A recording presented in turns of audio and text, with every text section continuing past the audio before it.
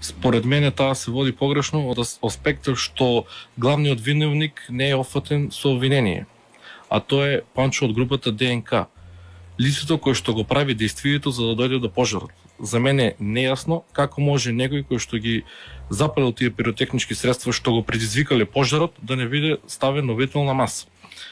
Информација кој што ги имам јас, една недела пред гостувањето во дискотеката Пулс, тој бенд гостувал во дискотека во Скопје, таму палил пиротехника, се запалил звучниците, ради присилна реакција на граѓаните таму, со кибло биле изгасени звучниците и бил локализиран пожарот. Ја знам дека таму имало поголема висина и не можело да се запали таму. Тоа било во скопска дискотека. Значи, точно дека тој пожар може да се случи секаде, за жал се случи во Кочани. Пота трагедија, која што е најголема трагедија во поновата историја на нашата држава, сметам дека поуката не е извлечена.